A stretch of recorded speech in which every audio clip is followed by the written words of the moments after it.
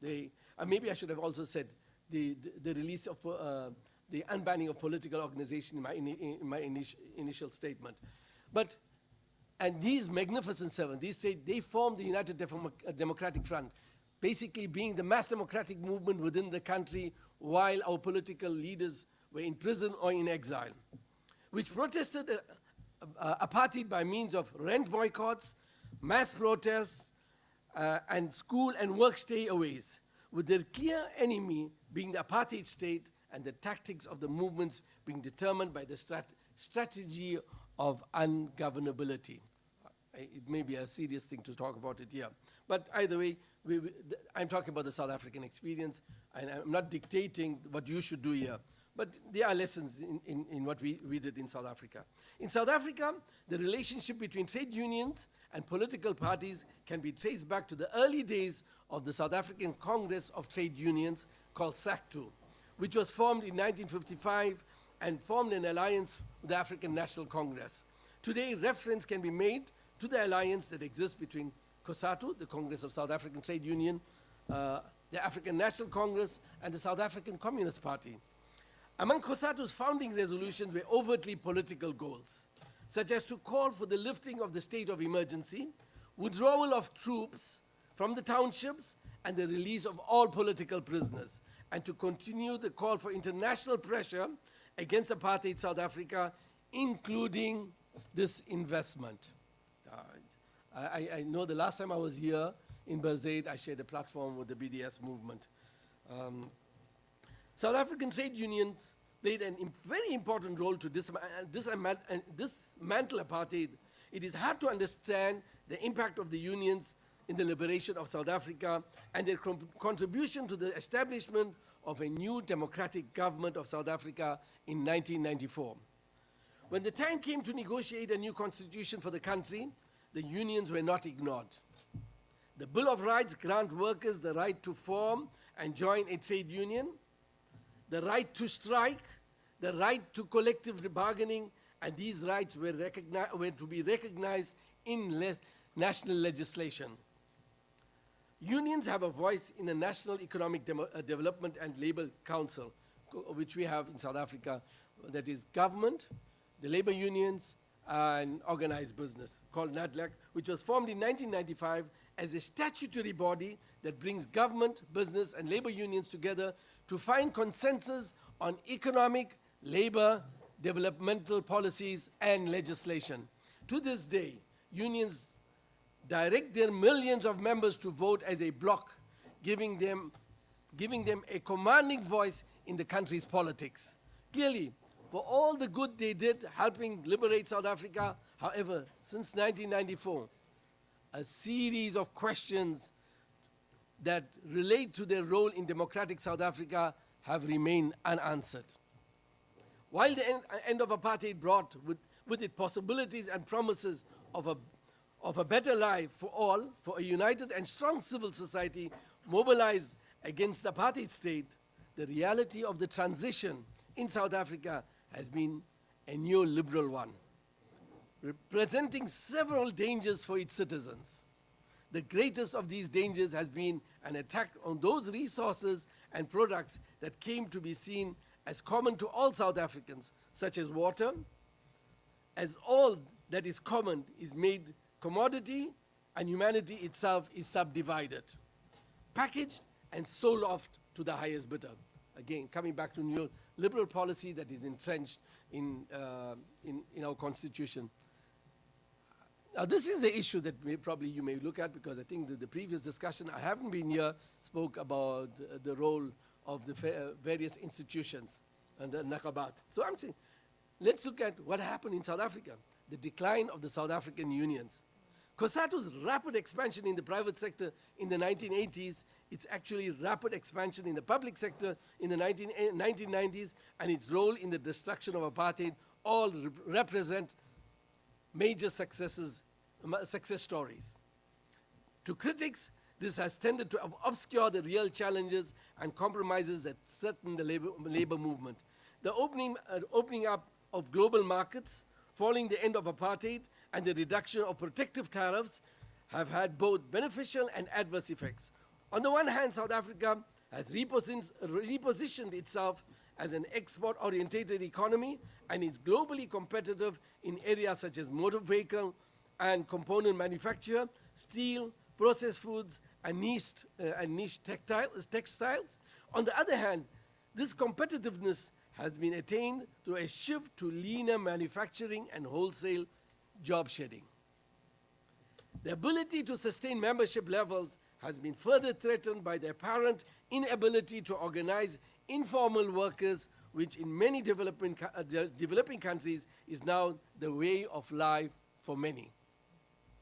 In the formal sector, apparently, high levels of social solidarity can mask internal divisions and power inequalities, with evidence of a growing gap between leaders and ordinary members, and leaders moving into lucrative career positions in government or the private sector. Moreover, a culture of majoritarianism, whereby after vigorous debate, decisions becoming binding on all with little tolerance for further dissent, may be useful when facing state repression, but can, over the long term, prove organizationally debilitating. The changing role of trade unions after 1994, and that's where the crux is. What are the challenges? ما هي التحديات يواجه الحركة العمال هذه الأيام? With the unbanning of political parties, the release of political prisoners, including Nelson Mandela, the return of exiled leadership of the African National Congress, and the entry into negotiations with the apartheid government by the ANC with an international context of neoliberal restructuring, enormous challenges were placed on these organs of people power to redirect their focus from contesting state power and moving towards the building of a democratic state. For activists interviewed, and I'd like to think that we are all activists in our own way, this manifested itself in various recognizable shifts in the liberation movement from the 1990s onwards, especially after 1994. Therefore, all vibrant structures that had been built in the 1980s, women's, youth, and other structures of the mass democratic movement were swallowed up under the rubric of the exiled African National Congress. And I say this very clearly as a card-carrying member of the African National Congress. The last time I saw, I mean, my membership is still strong. This process of demobilization started in the early 1990s as a political strategy of the African National Congress to take away any possibility of independent working class movement outside its own framework, so as to politically control everyone and bring them under its own umbrella. Maybe I'm also a victim of that, maybe, because I'm living the life of a diplomat, and those of us that know the lives of a diplomat, you live the life, huh?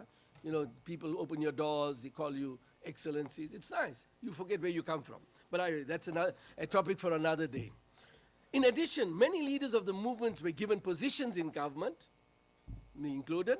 By the time of the 1994 election, the scene has been set for the institutionalization of the power of bureaucracy, particularly of the exiled ANC structures and the demobilization of the grassroots that had brought the ANC this far. With the demise of apartheid, trade unions have found themselves having to deal with new kinds of issues and challenges.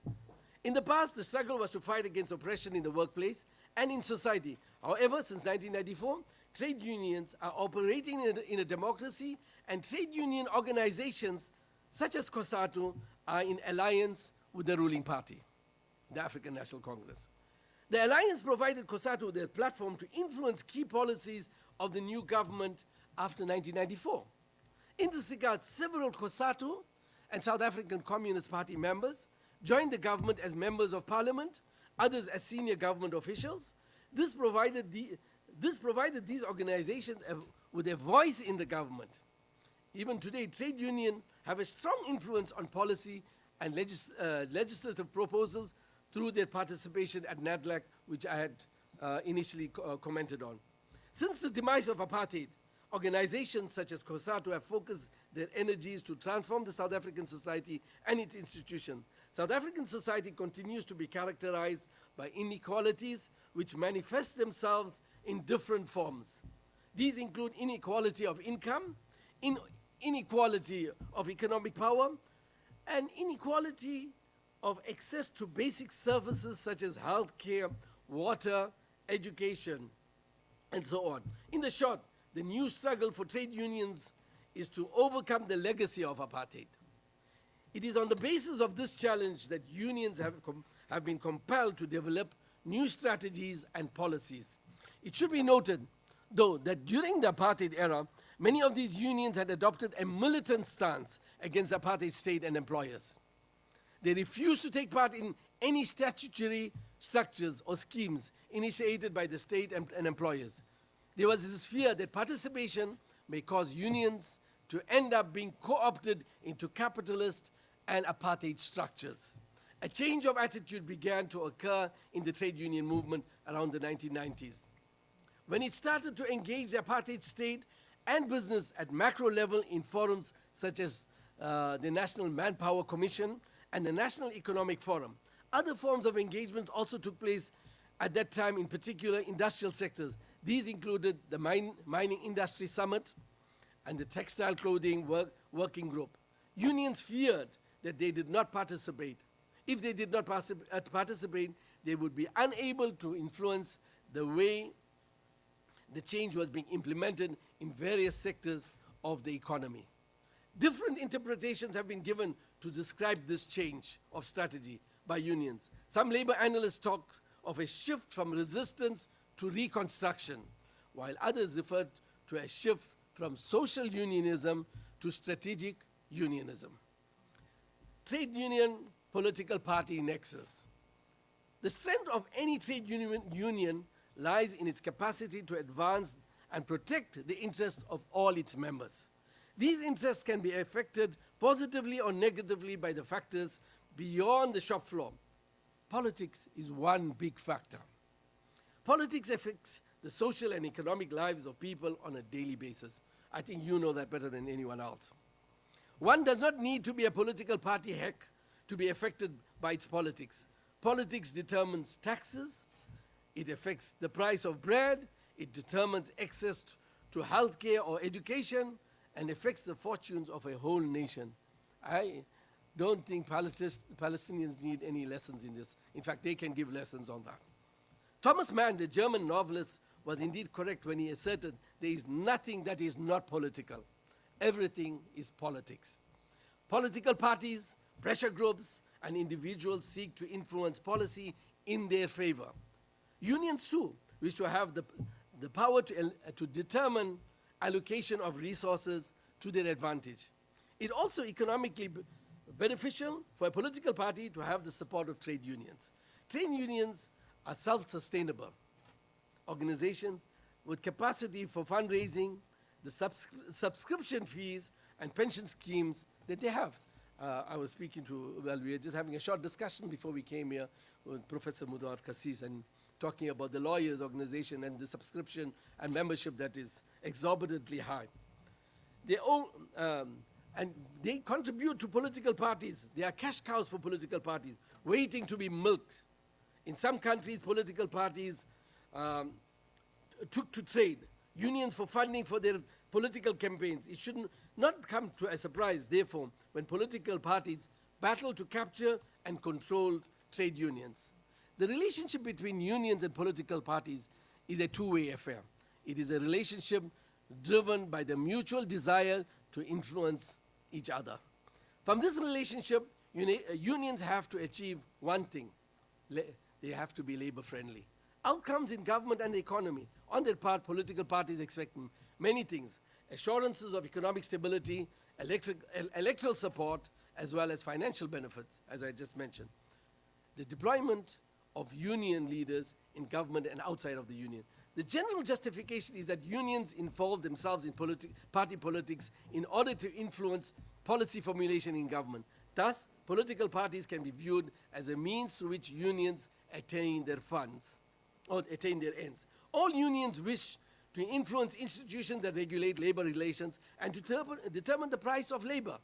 They would prefer the election into office of public office bearers who believe in their cause. In order to gain this influence, unions neither enter into alliances with political parties or deploy their representatives to serve in the leadership structures of political parties, especially governing parties. In some countries, unions engage actively in the formation of pro-labor parties to contest political power.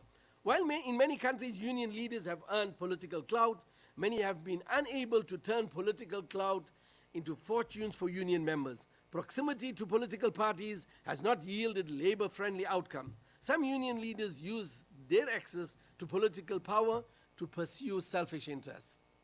In South Africa, not only the unions were affected by the African National Conference policy of cadre deployment. Immediately after 1994 elections, many COSATU unionists were deployed into government, municipalities, and state-owned enterprises. While this policy ensures that deployees are able to influence and implement ANC policy, it had a negative effect on the capacity of the union to carry out its function. What will happen? After 1994, people, academics also, unionists, we had what was called the South African National Civic Organization. Their leadership went into government, and they thought that government will deliver. Even civil society sat back, hoping that government would deliver. And that was the biggest mistake, because it is these organs of civil society that are part of the democracy that ensures that you move forward. Now, you know, I could go on, but let me just pick up a few points on the challenges that trade unions in post-apartheid South Africa face. A number of problems within the trade unions which have begun to emerge, especially after 1994. Amongst these is the decline of worker involvement in union affairs, demobilization of union members, lack of organizational capacity, a lack of a clear vision of changing society, and the fact that most unionists are now being driven by individualism and a quest for upward mobility. The failure of the union leaders to deal with such problems had led many of their members to join rival unions. Almost all labor movements in South Africa have adopted socialism or Marxism as its official ideology that guides the union in its day-to-day activities and struggle. Socialism, well, in the mantra of the movement, socialism is our future. It is through socialism that workers can achieve total liberation. It is an ideology based on the writings of Karl Marx, which advocates the transformation of the capitalist economic system. I know some of us feel, hey, what are you talking about capitalism today? But I think it is still necessary. You know, there was Joe Slovo, one of the persons that I spoke about that came to our conference on the dialogue of Palestinian Dialogue Forum is here. Comrade Aida Suleiman, so it's good to see that she is here with us today. She was also the part of the Palestinian collective that was looking at the future that could benefit from the South African experience. But coming back to Joe Slovo, a leader of the Communist Party, a member of the Central Committee of the African National Congress. I'm using Central Committee, we call it the National Executive Committee, our first Minister of Housing. In 1988, well before we went into negotiation, he wrote a beautiful article, if you can get it. Has socialism failed, or have we failed socialism? It's something that you need to you can Google it, hopefully you'll pick it up, but it is something that I read in my early days. I was still a student then. It is a system characterized by a conflict of interest between two major social classes in society, namely the capitalists and the working class. Therefore, it is not surprising that trade unions in South Africa would align themselves with the socialist ideology, since it advocates a radical change of society. Well, I'm not going to talk about what it is there, but I think for me what is very important is to see what needs, how do we relate this to where we find ourselves today within lessons for Palestine. And coming back to that conference that we held, you know, the participants resolved to identify points of agreement, and I think which is necessary for us here today. And we need to develop these points as opposed to debilitating on differences. Basically, I'm supposed to be speaking on international solidarity. Palestinians need to convince the international community that it is not that Palestinians are not terrorists, because this is this is what goes out there, and to provide a foundation for a democracy. Now, this is very important, because we have in our notion of democracy very limited. We just think of it within the Oslo process. But I think, coming back to the conference theme, one person, one vote, and a protection. Now, we knew what we were dealing with in our country. The minority, the Boers, the Afrikaners, they wanted their rights. So to include minority rights within the Bill of Rights, which is part of our Constitution. The Bill of Rights was created to protect the people from politicians, not only about the minority, but also from politicians and any potential abuse of power and money that may occur in future. 6 years of negotiation and the process of negotiation had to be invented as the negotiations developed sufficient consensus and was targeted to process. The institution building process was equally important as the new constitution, which had to be developed by the Constituent Assembly, a constitutional court to assess the final product of the constitution and the independence of the public protector. Colleagues, I could really speak at length, but I don't want to labor you, and maybe we can have that in discussion. But what I thought I would like to do is, national reconciliation and the unity must take precedence over all other considerations. The collective leadership of the Palestinians should attend international conferences and speak thereof in one voice, especially on agreed positions, and avoid points of departure. When you'll get them here and you'll get various, I know in a democracy you can have that, but don't take your democracy too far into the international community. Leave that part of your engagement for forums like this. On the issue of ending occupation, the liberation movement leads the program. Jerusalem is the capital of the Palestinian state. There is no Palestine without Gaza, and Jerusalem. And also, it is something that colleagues agreed there, and Ida is witness to that, agreed on the principle of no work, no pay, that was with regards to Gaza. Participants disagreed on the question of recognizing the state of Israel and on armed resistance. A way forward is to have an interim leadership arrangement that will be trusted to coordinate a new dispensation. Colleagues, I'm not going to talk about elections because I don't know whether it is just an election mantra, but it is for you to really talk about it. National unity will be supported by the international community. A political and economic program be drawn within the framework of national unity. And a new government based on inclusive representation. There is a need for a new political dispensation. There has to be an agreement on how to liberate Palestine. And democracy is essential for a future Palestinian discourse. Thank you. شكرا جزيلا. شكرا جزيلا. Thank you, Mr. Ashraf Suleiman. For a while, especially at the start, I thought he was speaking about Palestine. I mean, the frameworks and activists who were there before the occupation, they were dismantled, but the only difference that this dismantling and merging with the government in South Africa was after achieving the main project, which is dismantling the apartheid, while in the Palestinian case, the demobilization was under the occupation. Now, we go to Noor Ouda. She is expert in this, which is opportunities for international solidarity from a strategic point of view. She says that even after the Trumpism era, we will see what will happen. But the question is about the horizons for the future and international solidarity. And international solidarity is not new for Palestine. It was there before the Palestinian Authority. And it was there when the PLO was in Jordan first, and especially in Lebanon. But the floor was taken away from the international solidarity with the Oslo Accords. But in recent years, reasons are different. One is the blocking of the horizon for political solution, and the question is for movements such as the BDS. Noor, she is well qualified to speak about this. She is a journalist and a writer.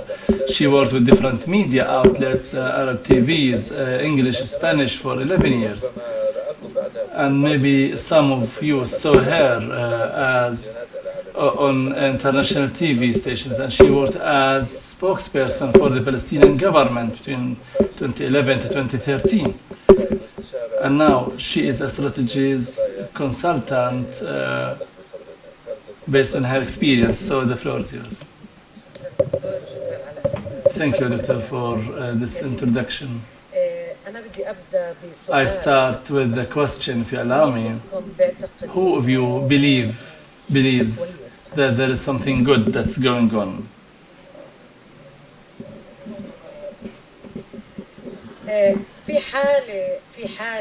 There is a case of negativity in Palestine that is reflected on everything in Palestine, between what is allegedly achieved and what is really achieved. This passiveness, negativeness, dismantles everything that we discuss, and it takes it to nowhere. There are several reasons for this issue that I will take in a short way, but the most dangerous thing in defining ourselves as Palestinians is our internal feeling that we have lost our ability to make effect on the international arena, and we are alone, and that all that solidarity with us has no impact because of the horrifying rise to the right wing or to this Trumpism, which is not limited to Donald Trump, but for many people. Donald Trump has made a state of affairs in the international politics, and he has people like he has Orban in Hungary and Bolsonaro in Brazil, and he has Modi in India. So he has many such leaders who came to power for their own reasons, or maybe because of the support of the Trump supporting right wing, and we saw Steve Bannon and different international capitals.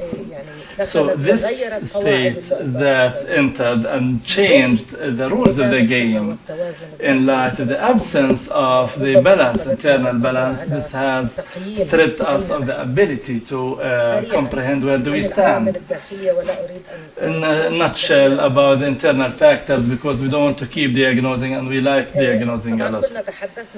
All of us, we spoke about the loss of trust in the national factions and not having a different, decisive direction that or tendency that to redefine this national project which is in crisis now, and not having in-depth analysis based on informed information. We are speaking about the international arena with what we receive, based on what we receive in terms of videos from the virtual world, which is the source for the youth, which is the majority of our people, and here is found the public opinion. We are unaware based what's happening based on real, tangible information. It's just a very shallow understanding because we don't have programs, so we keep analyzing and discussing. There is also a firm or strong internal polarization targeting each other. So any statement, any failure, either or achievement, either will be underestimated or considered as a major defeat that can end the cause of the Palestinian people, which is the stronger and older than all the Palestinian factions, and it will remain even if the Palestinian political activism ends. There is a crisis of communication and trust between the public and official Palestinian levels, and so communicating with the outside world is just like puzzles, because working in puzzle pieces here and there without collecting or communicating between what can be done by the government, which cannot be done by the civil society. So you need to consolidate instead of this polarization. Also, the local media, I believe, is not doing enough. That we need to be brave enough to say the local media has proven that it is not ready to deal with issues, especially the international relations and what's happening internationally, with enough professionalism, because it depends basically on translations, and these translations basically they come from the Israeli media. We have this mania of Israeli media. We translate the Israeli media that is interested to give us something and to base on that. And here starts the discussion, internal discussion, which is something that deserves to be studied. And it's interesting that how much Israel succeeds to be a major player in our internal discussion without us being really aware enough of that. Back to the international political arena, I understand that the understanding that there is a decline and we lost several supporting countries who historically used to support us, and there is a shrinking to the position of Palestine. My paper says that this evaluation is based on drafting style and action style that has ended, the time of which has ended. Our allies during the Cold War are not there. The game is over since a long time, but we are unable to recognize this. Even Russia, which is our strategic ally, there are different rules of the game now. There are new ideas. There is a strategic geopolitical calculations. We are sad that India stopped speaking about Palestine. It's good that Modi is not speaking about Palestine. We don't want them. India, with its unions and public, are still traditional ally for Palestine. Now, official India is not standing with Palestine. This is attributed to the demagogic and Trumpism and democratic process as well. But to consider this as a defeat for Palestine, we are not evaluating correctly. This applies to Brazil, Argentina, and many Eastern Bloc Europe. Our relations in 60s and 70s during the peak of an unaligned movement. This was built on allies, on cases that are much greater than the Palestinian cause, and now these allies are dismantled, and so there are risks facing different countries, economic, military, considerations and things that have to do with the voters, what they want. And these voters, they do not eat solidarity and they do not drink love for Palestine. Even if they like Palestine, this is not enough for the voters in these countries. Then what's happening? In parallel with all these changes, that the Palestinian politics and Palestinian discourse is not speaking about it. In front of Trumpism, there's a front that is timidly being developed on three nexus. The government's one that still consider themselves that they have solid politics, international law, and respecting human rights and UN Charter, and see in these populist and racist policies as risk to international regime, not only for Palestine, but because there are other issues, there are greater considerations. There is Europe that is afraid of Russia, and there are also conflicts over regions. There is China, where Trump and this rise to the wing, which is the ally of Israel, is a risk for this regime or this system. So I don't want to say against their will, but at least without they mean that their position with the Palestinian cause is related to this concern. They cannot make a compliment with Israel or to keep silent on their intentions to annex Jordan Valley, because if they do so, then they will have to do so in Crimea and elsewhere. So in a way or the other, Palestine is back to be part of the where the world stands, and the word that wrote it. We said we want to use it. Although the application requires more study.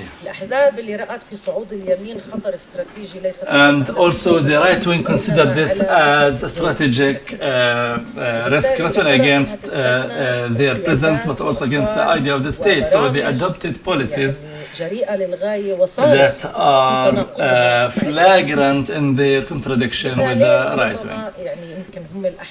Two examples.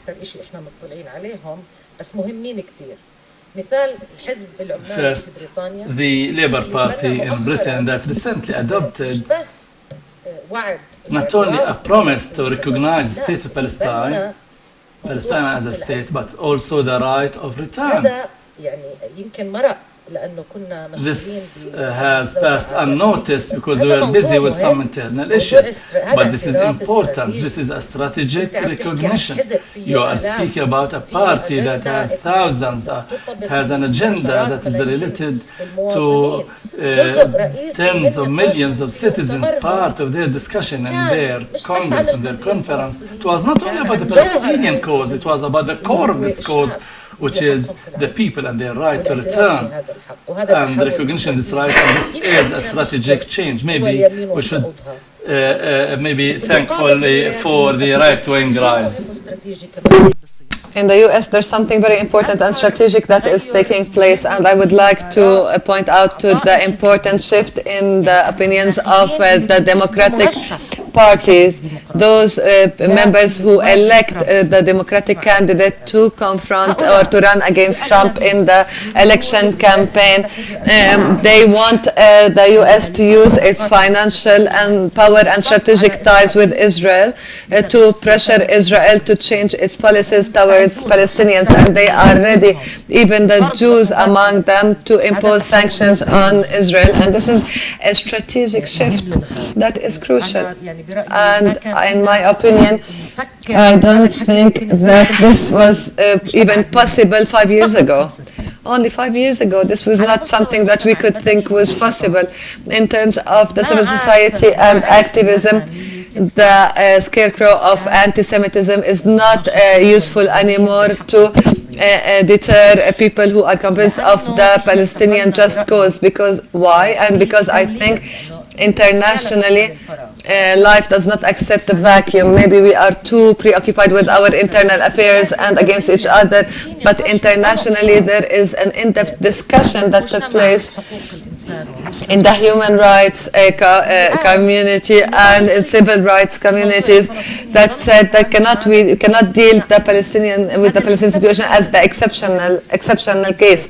This exceptionalism towards Israel as well as to the Palestinians should end, and we should apply the same criteria to the Palestinians and the Israelis alike as we apply them in Myanmar China, and other places. The Palestinian people should not be kept hostage to the exceptions that we are offering to Israel so that they can escape or remain impune and enjoy impunity.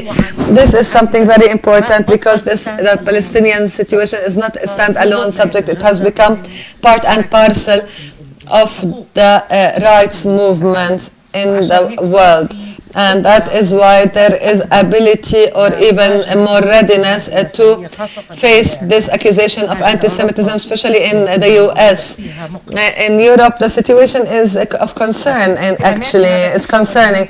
But in the US, this shift is very important because one of the most important challenges is what is happening at the legal level in these countries. Israel and its allies know that this strategic shift has taken place, and therefore their response to this strategic shift is to legislate or to criminalization of any discussion about boycotting Israel, but rather actually they incriminate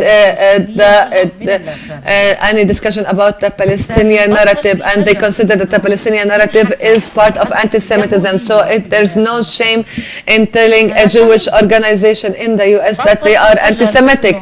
They don't hesitate. For example, in Germany, an Israeli singer that comes from a family that survived the Holocaust, that they tell her, go and you have the right to start your party and sing, but if you say one word about Palestinians or about boycott, we will cancel your concert.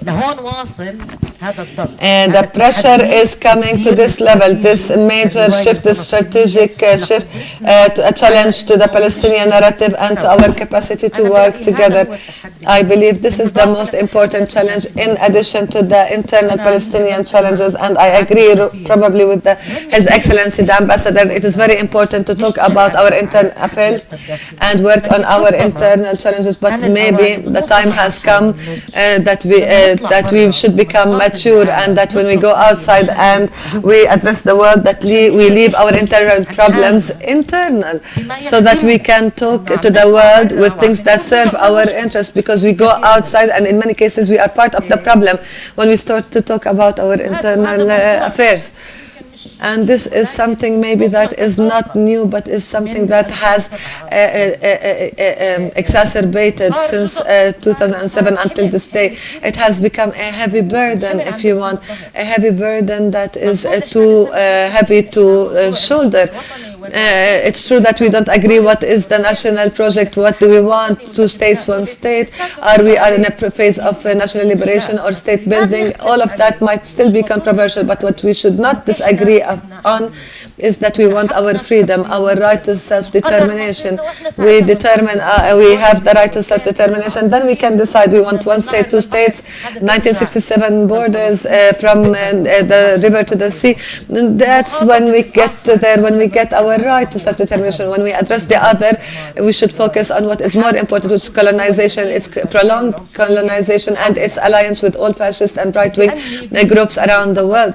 I want to conclude with something about the challenges and opportunities. In addition to the internal division and the lack of balance internally, I think the most difficult challenge that we face are the legislations, especially in Europe. In the US, these legislations are being challenged in courts, and there are many achievements in this regard, and these laws are being revoked. But in Europe, the situation is more complex, and the European mobilization is shy, timid, or even coward. Allow me to say that regardless of the historic burden, and it is not acceptable, it is not rational that the freedom of expression and the right to self-determination, that for Palestinians it's always an exception. When we talk about opportunities in light of this current alliance that is not formed in a formal manner, all these powers that work with the same ideas and visions, they should work together, more together at the Palestinian and international level, at the American and European level, so that together we can confront these challenges, especially the challenge of silencing or any discussion of the Palestinian narrative, because if we don't pay attention to that and start working on it from now, then we reach a stage where it is banned to talk about Palestine. And I conclude here so that I stick to time. And thank you. Thank you very much, Noor, and for sticking to the time. We now move to a third paper of this session to Dr. Reem Mahdi, who is a professor of law at Windsor University in Canada and is a member also of the Royal Canadian Society and is a co-director of an initiative that is called Windsor Birzeit Initiative. It's a project for cooperation between Birzeit and the Windsor University. And this project is managed by Muwatin, and therefore she is in touch, or was for years now, in touch with Birzeit University for purposes of this project. I pointed out that the name of the project is Karama. Karama, it means many things. It could be human dignity, but also envisioning policies that are different from a social and economic perspective, that has to do with dignity, karama. You remember that the word karama, dignity, was one of 4 slogans or words that were used in the realm of national liberation: freedom, dignity, living, and social justice. What did the people, for example, in the Tahrir Square, when they chanted these slogans, what did they mean? Also, they talked about dignity and karama. And so she will talk today from a point of view of criticizing the current situation, but also to how to make something different for the future, how to deal with the international aid to Palestine. It seems like there was a replacement of what was needed in terms of international aid, and that is to end the colonial situation through international law and legal mechanisms. This was replaced by aid or charity as a charitable aid, and this was what happened. And so the question is about the future. Now we leave it to Dr. Reem to tell us more about this. Thank you. شكرا جزيلا.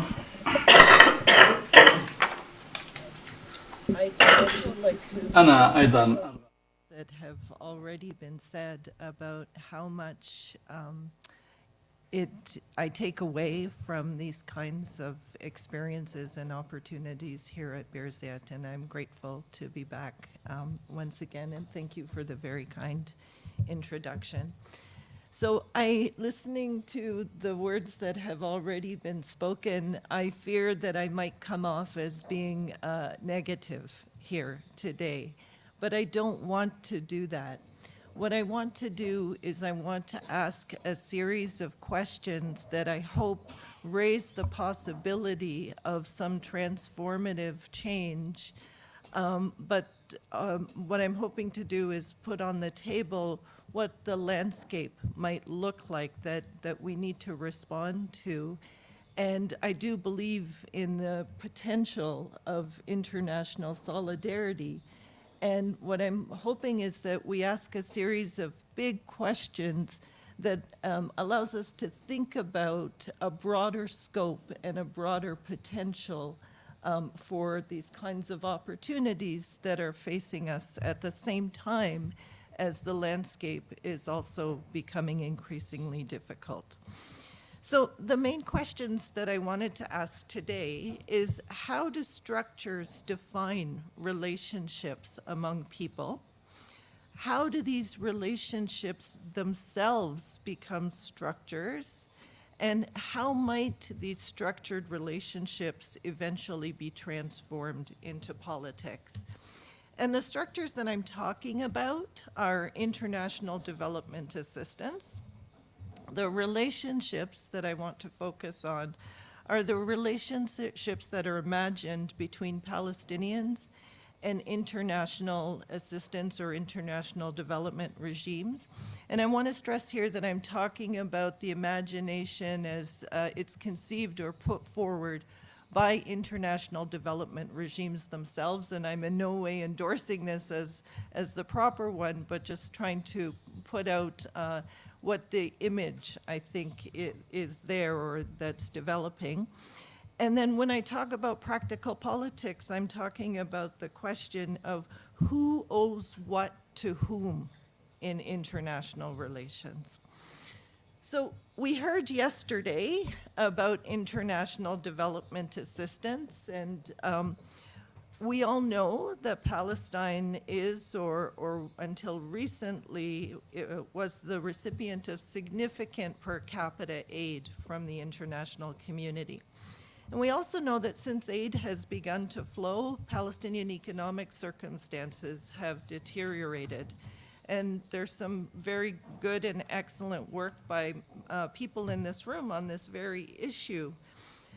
And these are, of course, very important questions, but I wanted to shift the discussion a little bit and ask about the significance of aid and how aid has helped to recast the discursive or conceptual framework and the institutional landscape that helps define how the international community, if we can euphemistically call the collection of states an international community, how this international community comes to engage with Palestine.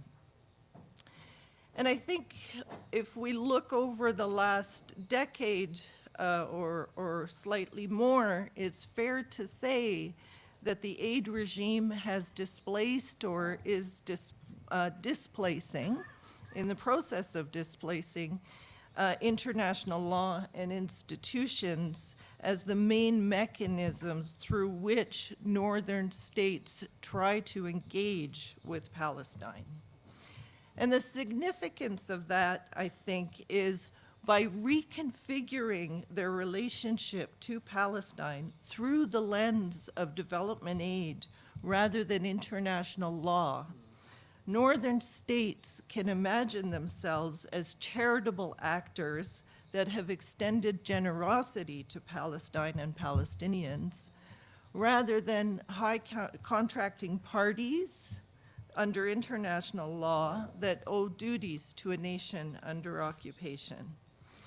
At the same time, this aid relationship perpetuates and creates an image of Palestinians as a people in need of technical assistance rather than liberation. And let me take Canada as an example. Although it's a fairly small player on the global development aid scene, Canada gives, relatively speaking, some significant aid to Palestine. It's considered a leader in the justice sector, the so-called justice sector, for example, and it remains, at least to date, a supporter of UNRWA. But at the same time that Canada has increased its aid to Palestine, Canadian governments have also taken very deliberate steps to cut off Palestinian appeals to international law and institutions. So, for example, when when the idea of going to the International Court of Justice to ask for an advisory opinion on the legality of the wall was first made, Canada was one of the first states to ask the court not to agree to give an advisory opinion. And this obstructionist behavior has largely continued. So Canada voted against the Palestinian bid to become a non-member observer state in 2012. And in fact, our Foreign Minister of Affairs at the time, John Baird, made a special trip to the United Nations to speak against the Palestinian bid. The same government criticized UNESCO for recognizing Palestinian statehood, and it chastised the high contracting parties to the Geneva Convention for wanting or seeking to address Israeli violations under that convention in 2014. Canada's also made special efforts behind the scenes to keep Palestinians from ratifying international treaties. So on January 23rd, 2015, the UN filed a formal notice that Canada made objecting to a decision by the Palestinian Authority to join the Convention on Cluster Munitions. That same month, January 2015, Canada unequivocally opposed 15 separate Palestinian attempts to join various UN treaties, conventions, or protocols. Now, why would this be the case? Well, one of the reasons is that the capacity to enter into international relations is an indicator or a mark of sovereignty under international law. And rather than cultivate the markers of sovereignty through various efforts and means as other nations or peoples do, Canada insists the Palestinians must negotiate with Israel for their sovereignty. And of course, this insistence on negotiations rather than international law as the path to sovereignty represents an attempt to domesticate and subsume Palestinian sovereignty claims into Israeli politics. And just as an aside, this is exactly what Canada did to Indigenous peoples in Canada. It used to be a nation-to-nation relationship, and systematically claims to sovereignty and claims to international capacity were reduced and taken away so that the relationship was no longer nation-to-nation, but Indigenous peoples under Canadian sovereignty. Moreover, by giving aid while seeking to cut off Palestine and Palestinians from international law, Canada is inverting and rewriting answers to the questions of who owes what to whom. So when you look at the relationship, right, or these questions, who owes what to whom under the lens of international law, northern states like Canada owe Palestinians significant duties. And these duties are rooted in various sources, and I understand that they're contested, and I understand that international law is not necessarily a utopia either. It is political and has been used in ways that have helped to undermine Palestinian self-determination claims. But there's still duties in international law. And some of them can be used and quite strategically and effectively. So for example, the 2004 advisory opinion on the wall said that all states that are parties to the Geneva Convention must, quote, not recognize the illegal situation created by the wall, and they also have to refrain from aiding or assisting in maintaining that situation and ensure that impediments to Palestinian self-determination as created by the wall are brought to an end. But in structuring the aid relationship, in implementing aid programming, Canada does not give any consideration to its obligation as a high contracting party. And so by privileging aid as the main site in which it engages with Palestine and Palestinians, it inverts the set of duties and obligations and recasts this relationship that defines, right, who owes what to whom.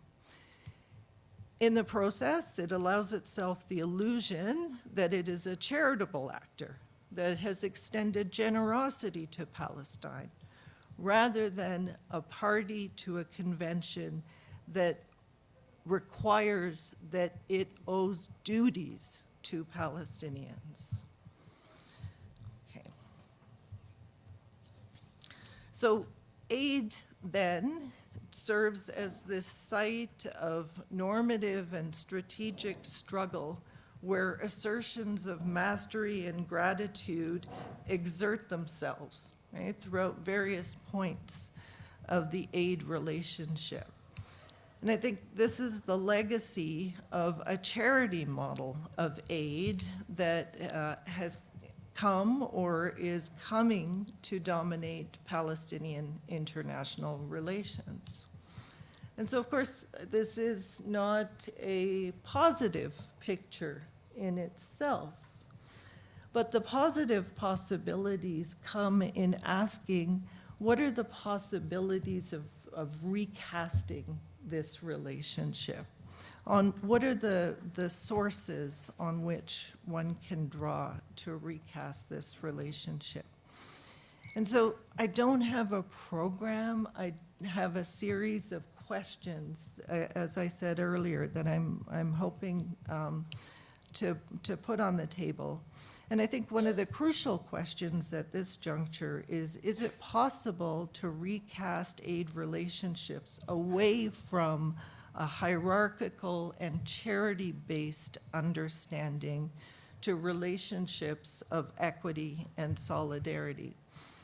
But then here too, we come up against the question of what is solidarity, right? What is international solidarity and what does it mean? And I recognize that there are various forms of solidarity and they're quite important. The solidarity that's expressed when people protest together. The solidarity that's expressed through cultural sharing and cultural exchanges that focus on Palestine and the Palestinian struggle. And there are many, many of these kinds of solidarity events and expressions that are developing around the world. But the kind of solidarity that I'm talking about is less about an event or a strategy and more what you might just call a spirit or an ethical stance. Right? It's the kind of solidarity that takes as its starting point and takes for granted the equal dignity and worth of all people, and that doesn't seek to package some or one group as inferior or lacking, I'm going to take less than that, or lacking in some capacity based on a constructed identity. So in other words, it's the opposite of the charity paradigm that I think international aid and the way that it has been implemented to date. So what does that look like, right, in tangible form? I don't have the answers to that question, but I think what's important is that we bring that question to bear on aid and aid relationships in particular. I can imagine what I think it might look like. So for example, rather than having training projects, we would have exchanges of mutual learning. Rather than looking at reporting on questions of how expertise has been translated or transformed from the north to the south, we would ask, how have we all mutually benefited from these kinds of engagements? But I think, no matter how the practical and the concrete gets spelled out, it has to start by complicating the narrative of northern generosity and bringing back into the aid relationship, and that's the one I'm focused on. Of course, one can go well beyond the aid relationship in talking about international solidarity, right? Is to bring back to the aid relationship the notion that donor states have a duty to Palestine, and that this duty stems from some very well-known and well-established sources. So, I've been told that I have 5 minutes. I'm not going to take 5 minutes. I'm just going to end here by just observing again that I think we are at a strategic and fluid moment of possibilities. And the question is how to respond, how to understand, how to conceptualize the landscape, and how to respond to that landscape. And I think ultimately the decisions need not necessarily be either or decisions. So it need not be either aid or no aid, for example, but the conversation might just be about how and on what terms. Thank you. شكرا. Thank you, Dr.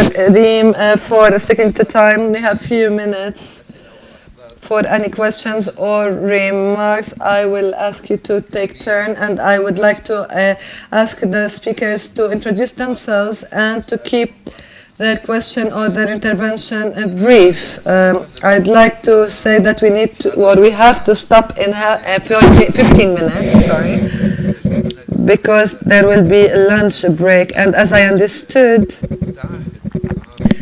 the food caterer is very keen and one is afraid that the food will become cold and that he will get a bad reputation as a result. And so I'm sure that none of the people in this room wants to harm the reputation of this good man and the food that he had prepared.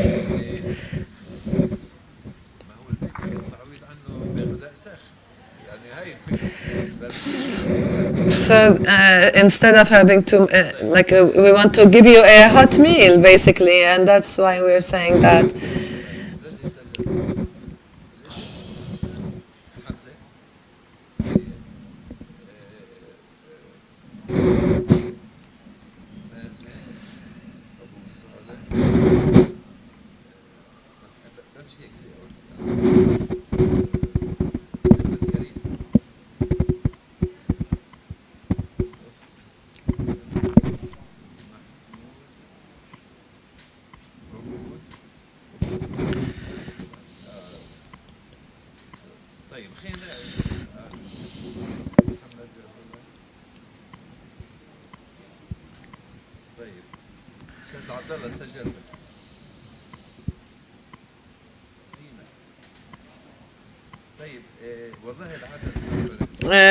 There's a large number already.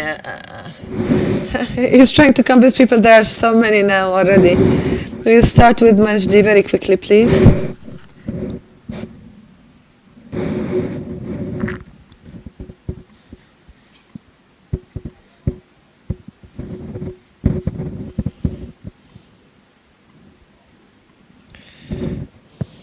خلاص تمام. طيب رأفة في متعهد in order not to take too long and the food wouldn't get cold, I want to say very quickly, regardless of the recommendations that are going to come out of this conference regarding the features or recommendations for a national project, a future national project, I think this session was very important because it gives some hope, especially what Noor had already talked about. I think the three speakers, I felt that this is the session that I felt where the speakers were complementing each other very well.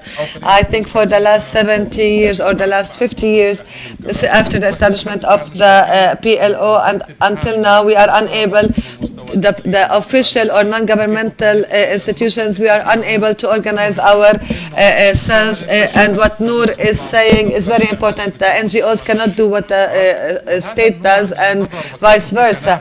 And this idea that there's competition or competition over power or competition over representation, this is our biggest challenge and problem that we are facing. And maybe at the international level now, we are paying attention to it. Not everywhere. We have many ambassadors and many embassies that understand this and do this mutual relations between civil society organization and the government. I met once with an ambassador when I met him and I said, I'm from Amman. He said the Anti-Corruption Commission. He thought I was from the Anti-Corruption Commission, and then he says the civil society organizations, the bad ones, and like the notorious civil society organization. He told me because he thought I was from the Anti-Corruption Commission, so he was slamming and slandering the NGOs. And so I remember when we talked about, Ammar was present at one time in a discussion regarding the withholding of the clearance tax funds. And I said, let's work together and do campaigns and to parliaments. And he said, I will take you with me to the AHLC and so on and so forth. After the session, I talked to them. They forgot completely. They don't want to do this type of work together. In terms of the different countries, the periphery countries, we have a lot of allies outside the US. Amman is member of a huge global movement, but nobody wants to work with you. Nobody wants to make use of these relations. The meeting of the contracting parties to the anti-corruption convention, I tried to talk to the official level, please sign the pledge that when we do the review of Palestine, that it will be done in transparent manner and consultation civil society organizations. They refused to sign that statement. The right to access information, the basic things that we can have so that we can promote ourselves with the world and talk with a stronger voice to the world. These things require time. What Noor said and what His Excellency the Ambassador mentioned, there needs to be a unified discourse abroad, regardless of our internal disputes. What is required in terms of the solidarity, so that we replace the master and we replace the idea of charity. I think we need to focus on issues. In TV, when somebody tells you in an interview, yes, it means that you should cut your comments brief and that you should finish the points that you were trying to bring across.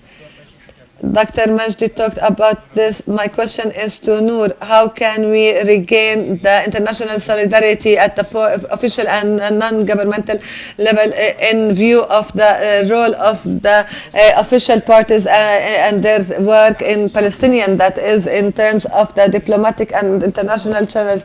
For example, we are supporting a Sisi as an official position, whereas the Sisi is an oppressor.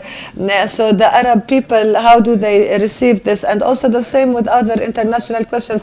Also in terms of BDS in Germany, how can we counter such motions or such measures in Germany or elsewhere?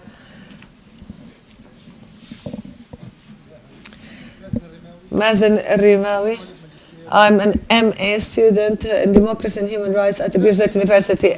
Just a very quick, brief comment.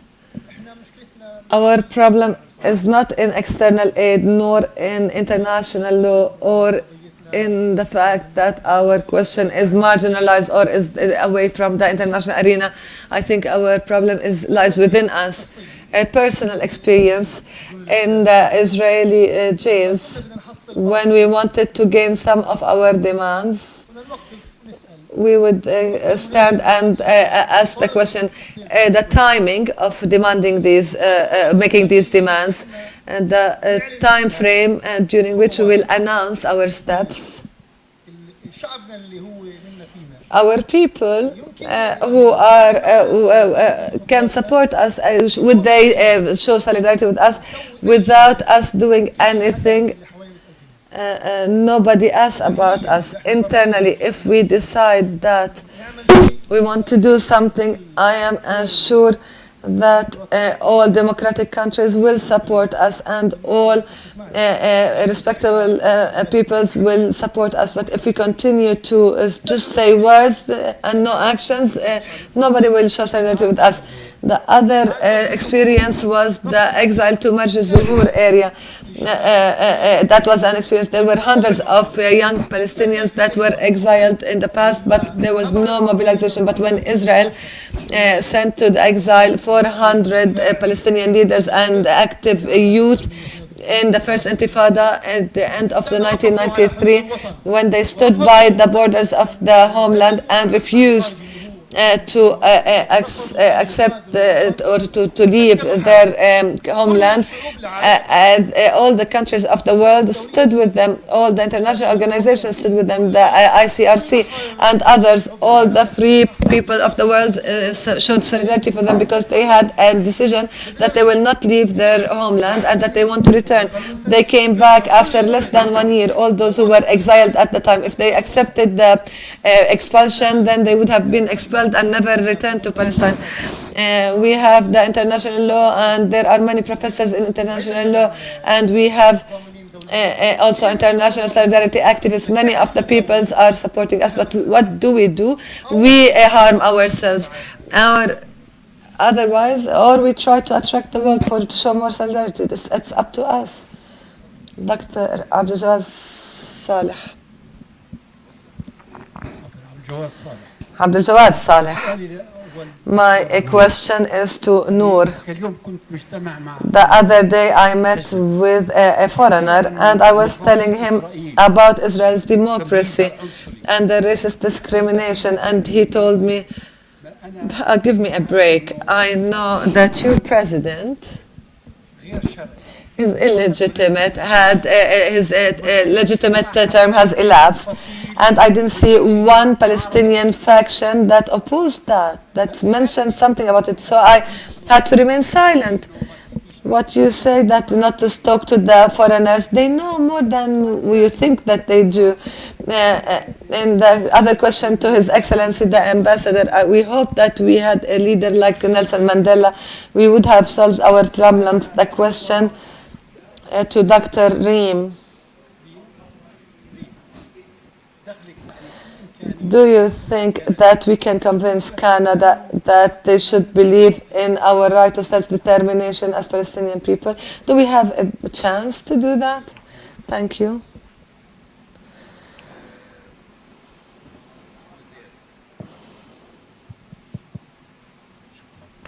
Thank you. To Noor. Why should we all be to the others? Aren't we like the other people around the world? Is there any people in the world that are similar? We come from different colors or thinking or ways of or background. But if what is meant the division, we are divided between Gaza and West Bank. And if nobody wants this division, then we should have unity. And so we stop talking about the division. If it is the discussion about social conflicts between men and women and the classes, this exists everywhere, and everybody talks about it. So it might be better for us that we are like other people around the world. We are different from each other. We are not all one. My question to His Excellency, the Ambassador, in view of the experience of salvation from the apartheid regime, was it that was expected in terms of the social justice and the discrepancy and the discrimination among the different groups or not? I know that this is what has happened. There's still poverty and there are still social problems. So what is the lesson learned that Palestinians can conclude from the South African experience in terms of social justice specifically?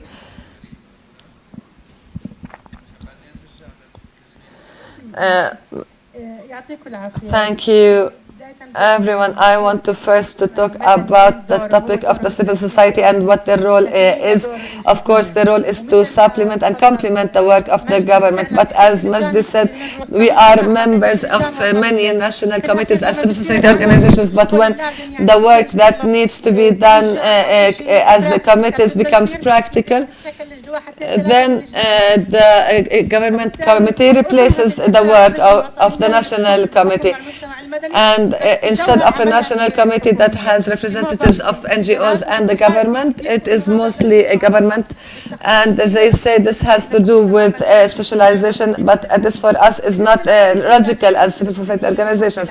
In terms of the Palestinian refugees and the right of return, and we start to blame this party or that party, and who is to be blamed. But in fact, there are Syrian refugees and Iraqi refugees. The world is full with refugees.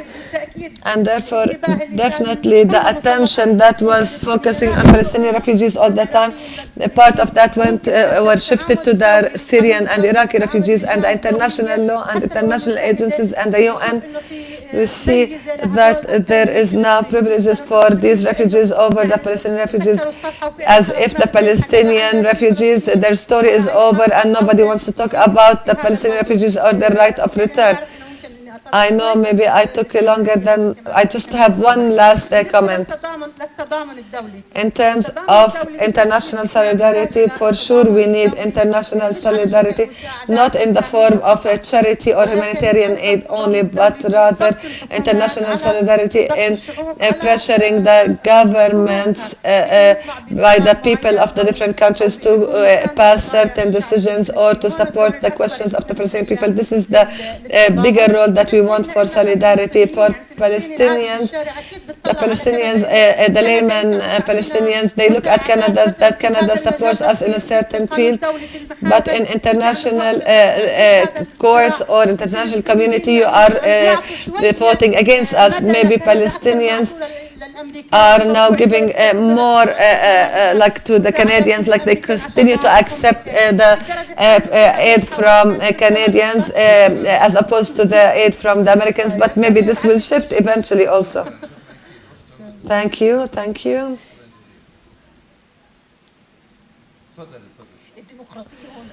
Democracy is to give the right to everyone to express their opinion. I think that's what it should mean. Ahud, I am a student of human rights and democracy in Birzeit. 2 points to Ms. Noor Adi. You started with a question about the negative overall situation. It's true that it is a negative general situation, but as young people, we are absorbing negativity from this conference. From yesterday until this day, we are sensing all this negativity. We want some hope. I wish that we had some examples, some success stories, our role as young people.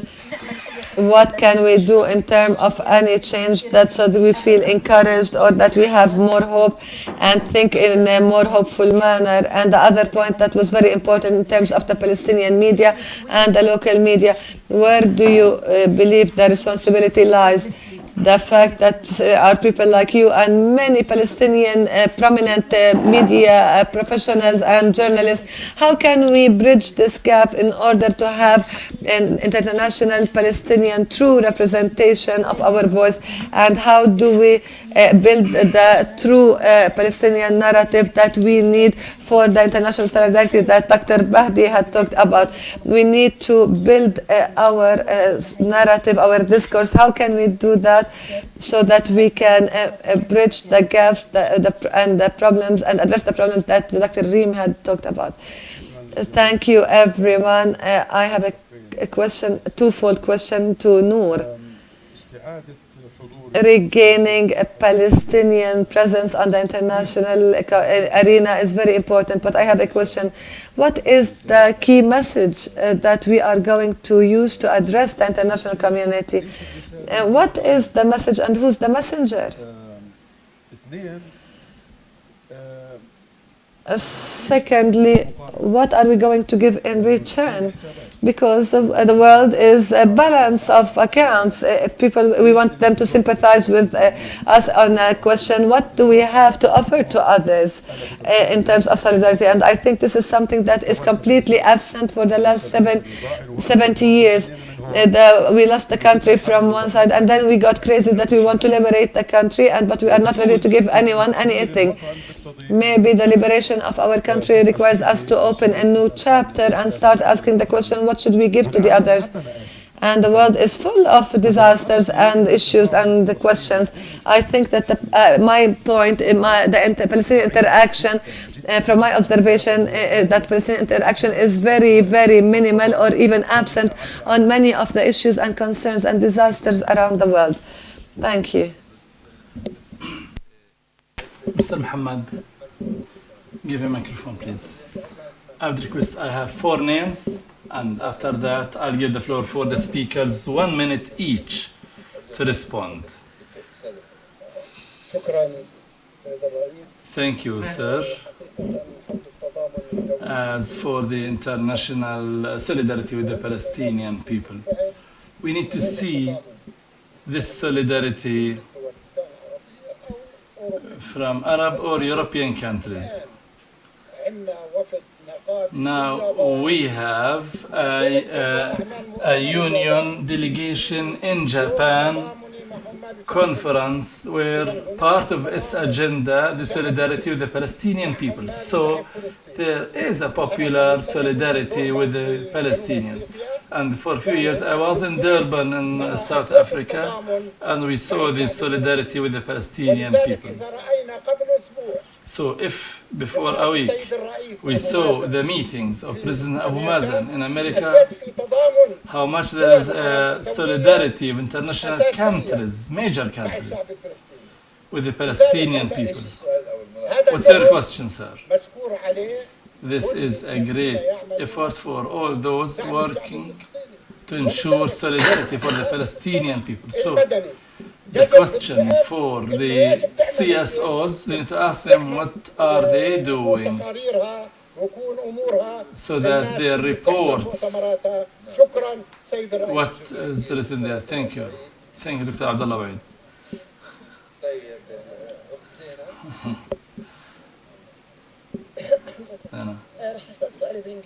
I'll make question in English. Okay, so my question is for Ashraf. سؤالي هو لأشرف. My question is for Ashraf Suleiman. At the end of your speech, you said Palestinians need to convince the international community that they are not terrorists.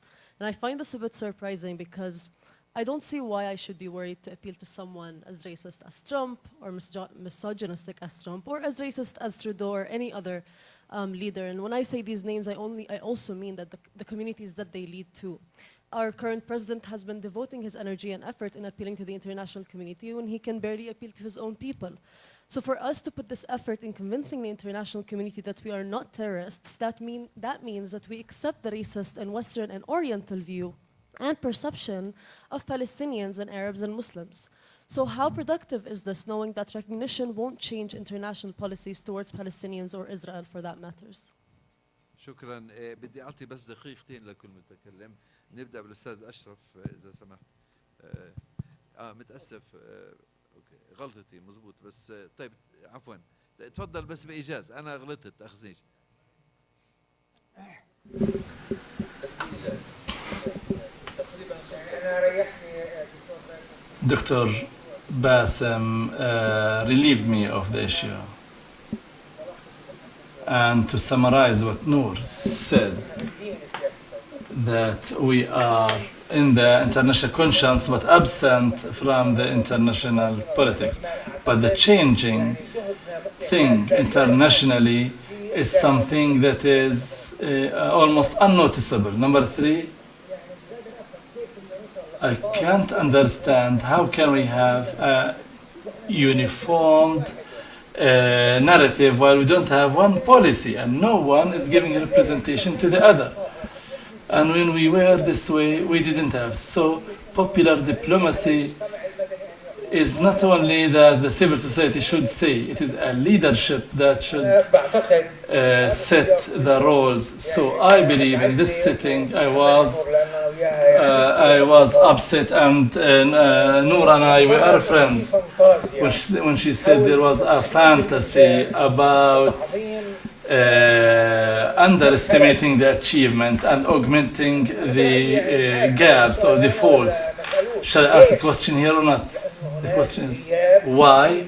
Because there is an absence in the relation between the decision maker and the public. Otherwise, we'll be accusing the public. This is my response. Thank you. I received a written plea from the contractor of the food.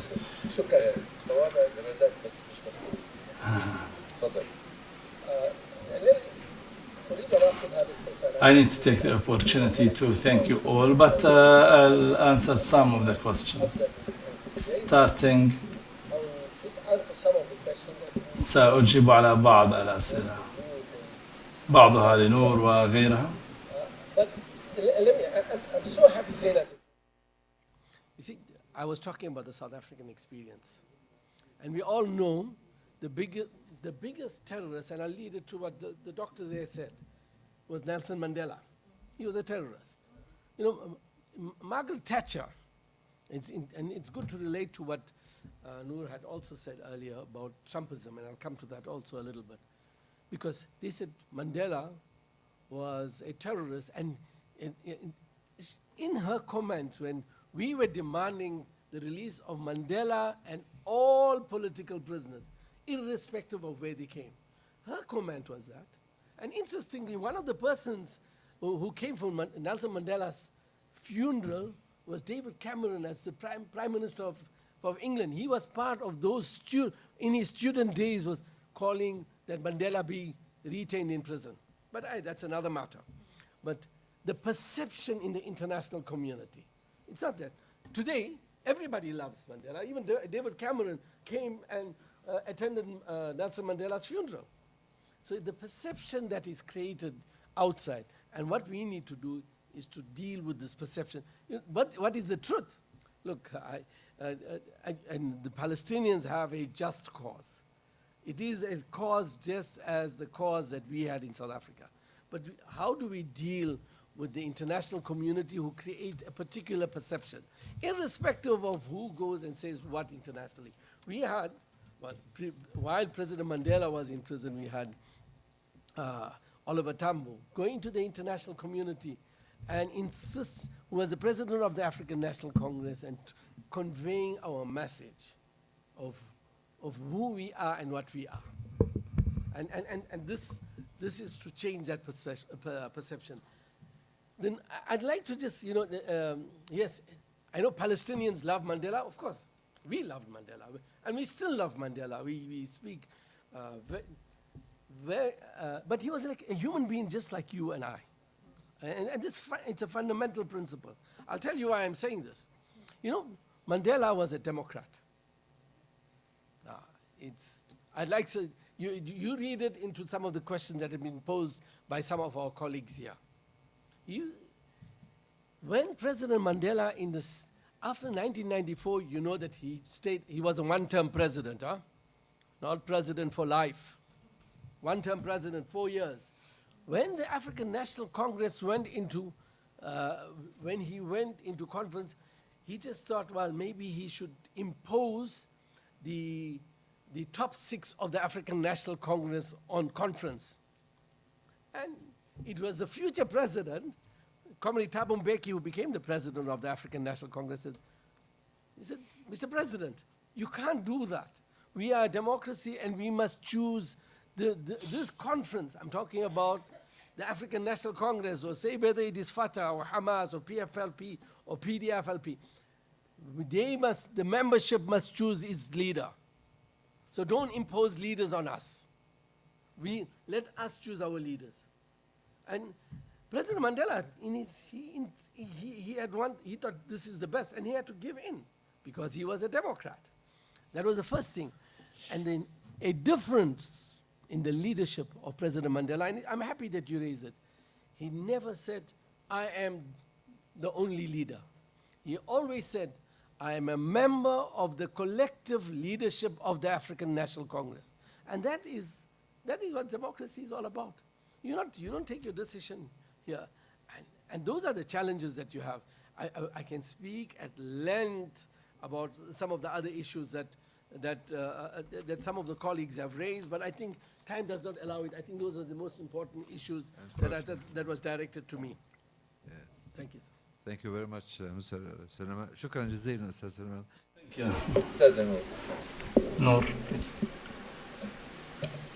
الشفافية أنا مش For transparency, I am not a ما doctor. عندي دكتوراه. I don't have a PhD, so I don't like to be called a doctor or to take something that I don't أبدأ بحمزة claim an honor that I don't have. Hamza and Ahmad.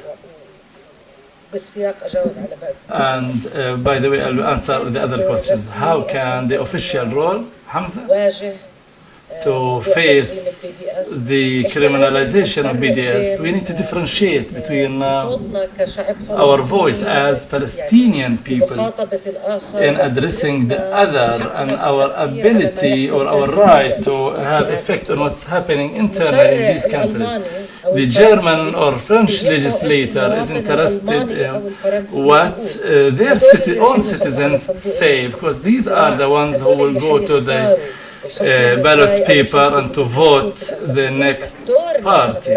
So our role, in my view, particularly in civil society, in the parties and activists, is to work with partners in these countries, because within their own frameworks they can fight legally, democratically, popularly these legislations that are not democratic. In America, the battle is not about the right people of boycotting Israel. It is the right of people to express their own views. It's their constitutional right to decide to whom to give their money, regardless about what. Today it's Israel, maybe tomorrow China, or whatever. So our selection of our allies and how to wage our battle is important. The official role has no weight here. It's important for the government to say they are against this. It's important to respect the BDS and not to act against it. But our ability to affect legislations is extremely constrained and limited. The answer, you have it. Uhud, never take despair from us or from anyone. In my view, it's important for you to know that you are the hope. It's not us nor the generation before me. With all due respect, you are the majority of the Palestinian people, and you are the ones who can make the change. You are the one who is not contaminated with all what happened before and what has accumulated and with all what happened of pain and coalitions. You are the one to set the agenda and the answers. Don't wait for anyone. This is my advice. Okay, I am out of the aid group, but this is the answer. That don't take despair. Don't give in to despair. You have the option to set the compass, the road, and you have that luxury of time.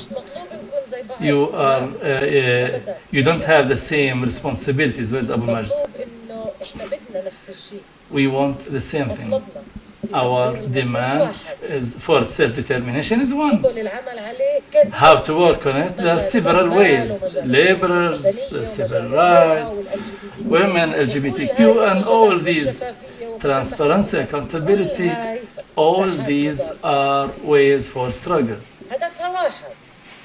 One objective. We don't have to be the same, but we need to demand for one thing. And we shouldn't be undermining each other's work or targeting each other. I'm not saying this. I'm not saying this. Let him speak about corruption. Jamal, let him speak about corruption.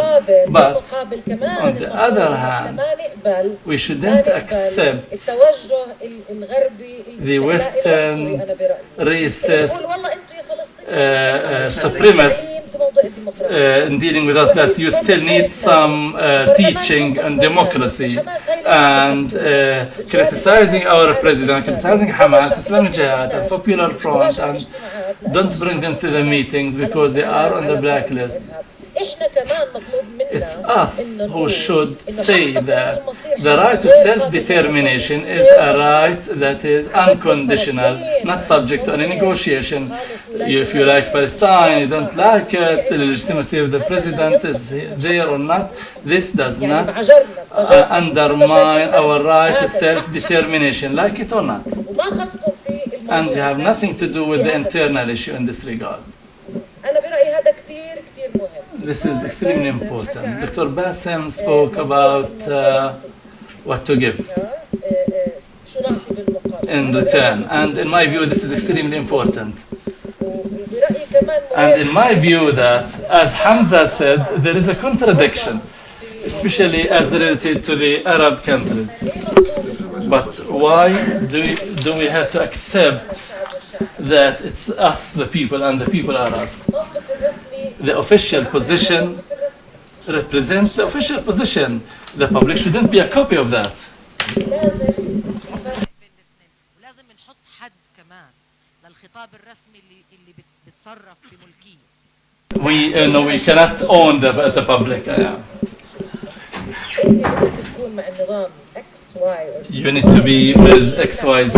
Yes, it has some political considerations, but this shouldn't affect the popular positions. And I believe there is no contradiction between the official and the public if we believe that we have this right. Thank you. Thank you. We need to Dr. Reen, 2 minutes. I'll be 30 seconds, not 2 Excellent, minutes. excellent. Thank you.